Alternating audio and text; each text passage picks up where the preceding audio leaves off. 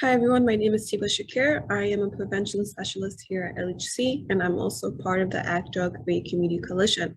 Today we'll be talking about seasonal depression, Parents Edition, prevention, and help. So first, what is seasonal depression? Seasonal depression is a mood disorder characterized by depression that occurs at the same time every single year. Generally, it is referred to as SAD, seasonal affective disorder. Seasonal depression can affect an individual during any season. However, it usually occurs during late fall and lasts through the end of winter. It can sap your energy, make your carb cravings worse, leave you sad and moody for months at end. So let's look at causes. Less sunlight leads to feelings of depression and changes your body's internal clock.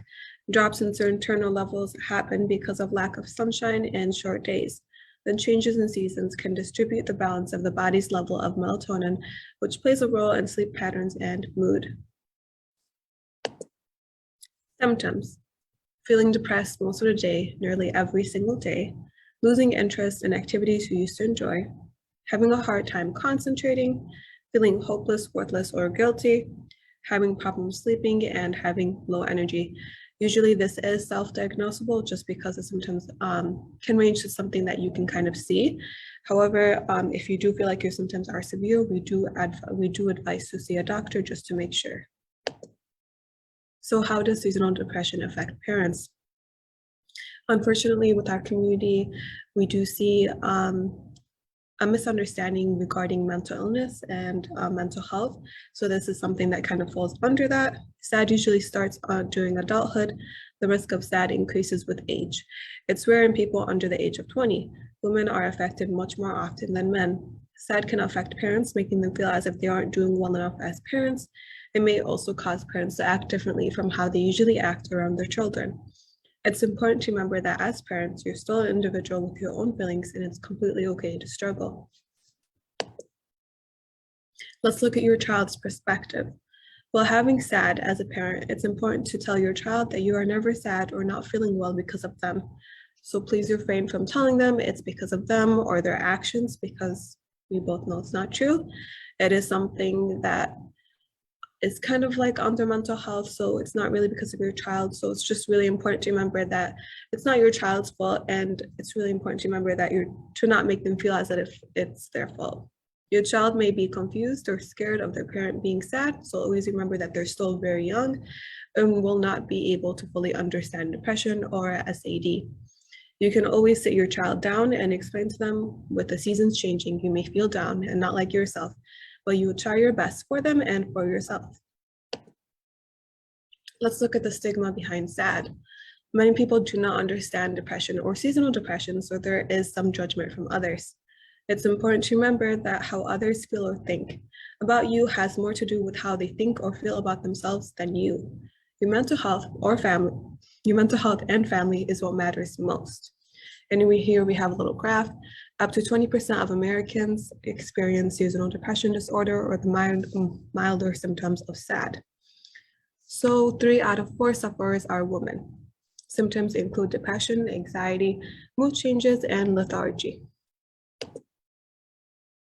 We have a little bit more information as well here. We have a SAD symptoms checklist, so lack of interest in normal activities, social withdrawal, high carb cravings, weight gain, and fatigue. And then we have a little version right over here, fight back. So first, you can go outside, natural light, where natural light is brightest, eat well, fruits, vegetables, whole grains, exercise, talk to your doctor about light therapy, which may boost your body's level of serotonin, which is a feel-good chemical. Let's talk about fighting back SAD.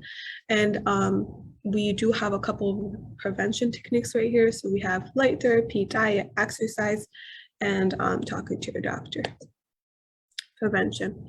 As there is no one-fits-all cure to SAD, the key to treating seasonal depression is usually prevention. Parents to be mindful of when their symptoms start each year and combat SAD in a couple different ways. So it's really important to realize when exactly do symptoms start and when exactly do they end, just so that in that time in between you can do all your prevention techniques and maybe list down and journal if they are or aren't working. In severe cases, antidepressants may be needed. Let's talk about light therapy. Light therapy is a device that contains white fluorescent tubes covered in a plastic screen. You can treat SAD by sitting in front of a light therapy box for 30 minutes a day. You can do this in the morning, and you can also do this at night. Light therapy will not cure seasonal depression, but it will ease symptoms, increase your energy levels, and help you feel more positive about yourself and life. So this is a technique of prevention and something that's you can order anywhere online or in person, and it will help with the symptoms. Diet. So diet is really important because when we're feeding ourselves, we're also feeding our energy levels, we're feeding our mood and everything with that. So vitamin B3 and vitamin B9 will help because both vitamins help the brain manage moods. Foods that include omega-3 fatty acids, which support brain health, and vitamin D are a great idea. This can be found in salmon, rainbow trout, which are rich in omega-3 fatty acids and rich in vitamin D. We also have here strawberries, raspberries, and blueberries. They offer sweet taste without a ton of added sugar. And with SAD, you might want to avoid maybe concentrated sugar or energy drinks because they might uplift your mood for a little bit and then have a giant crash. So we're just looking for healthy diet alternatives. Exercise. Most people spend less time outside, and as a result, their levels of physical activity will decrease. However, exercise will create better brain chemistry.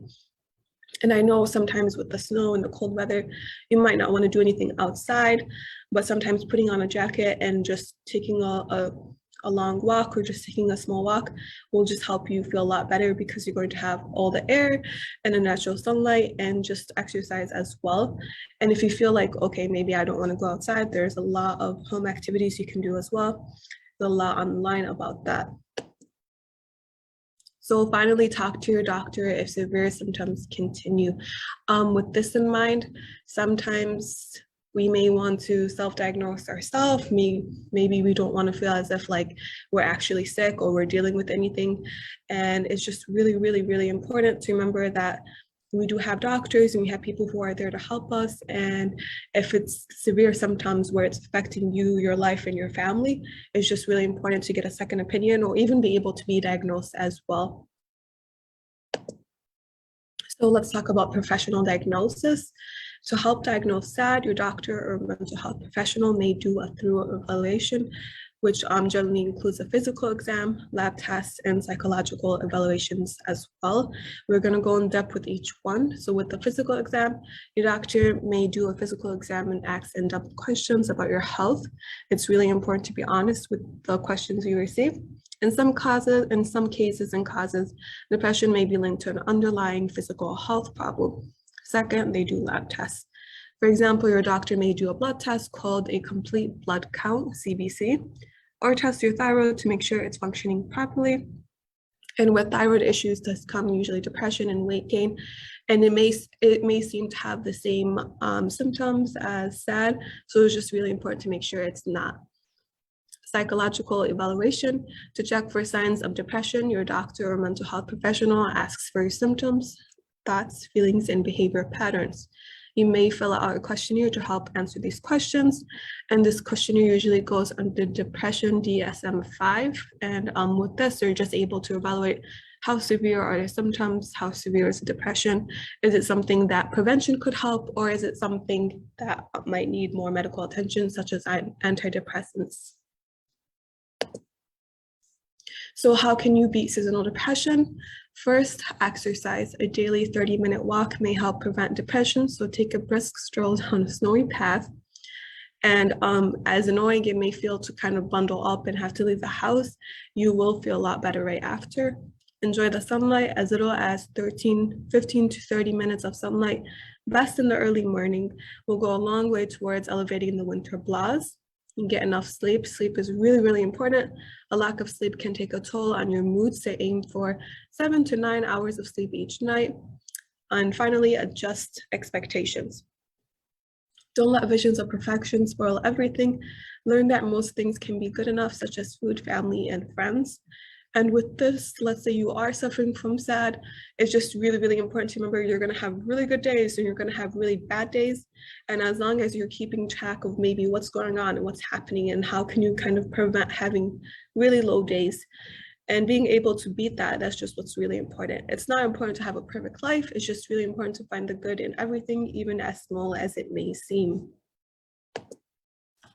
So we have a couple local resources for you guys. If you or someone you know is in immediate distress or thinking about hurting themselves, call National Suicide Prevention Lifeline. The number is 1-800-273-8255.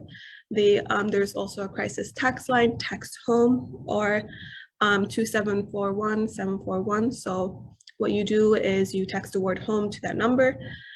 Substance Abuse and Mental Health Services Administration. The number is 1-800-662-HELP-4357. We do have LAHC resources as well. We have the Facebook Act Drug Free Community Coalition, the home Facebook. We have the Instagram, which is the Act Drug Free. And with continuing on, I just really want to emphasize that as a parent, you may feel like it's just really important to always constantly seem perfect in front of everyone else and in front of your kids, especially with our community and the view they have on maybe mental illness, or maybe not feeling your best all the time. It's important to remember that your mental health needs to be a priority to you. And so first comes your mental health. In order to help everyone around you and be able to be the best parent you can be, you need to focus on yourself as well. And while there may be a lot of stigma regarding mental health, it's just really important to remember that no matter anyone's judgment or how they feel or what they say about you, that it's life. Everyone is going to go through something, everyone's going to struggle. And with seasonal affective disorder, it may be something that's a silent struggle, and that's completely fine as well, as long as you're looking for help and being able to kind of prevent it. And I do hope this PowerPoint kind of represents some kind of help for anyone who may need it. Thank you so much for watching today's session, and I hope to see you guys next week.